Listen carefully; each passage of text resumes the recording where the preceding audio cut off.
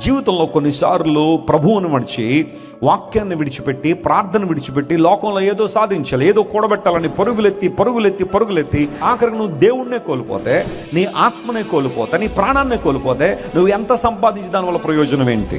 ఆ తర్వాత నీ ఆస్తిని ఎవరెవరు అనుభవిస్తారో, ఎవరెవరు లాక్కెళ్ళిపోతారో, ఎవరెవరు పీక్కుంటారో నీకు తెలుసా? నిద్రాహారాలు మానేసి ఆరోగ్యాన్ని ప్రక్కన పెట్టి, ప్రార్థన ప్రక్కన పెట్టి, దేవుని సన్నిధిని ప్రక్కన పెట్టి, ఆదివారం దేవుని మందిరాన్ని నెగ్లెక్ట్ చేసి నేను డబ్బు సంపాదనలోనే పడ్డాను కాబట్టి ఇవన్నీ నాకు అక్కర్లేదని లోకంలో తిరిగి ఒక రోజున నీ ప్రాణాన్ని కోల్పోతావు, నీ ఆత్మను కోల్పోతావు. నువ్వు ఎక్కడుంటావు?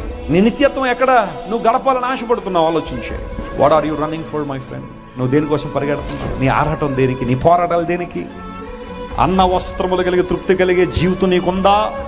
లేదా గొంతెమ్మ కోరికలు కలిగి ఉండి లోకంలో అవి సంపాదించాలి, ఇవి సంపాదించాలని విలువరు రాజ్యాలు పడి, వాల్యూస్ని ప్రక్కన పెట్టి, మోరల్స్ని ప్రక్కన పెట్టి, ఎథిక్స్ని ప్రక్కన పెట్టి కూడబెట్టడమే నీ ఆశ అయితే, కూడబెట్టడమే నీ యొక్క ధ్యేయం అయితే, one day you will regret like any other person.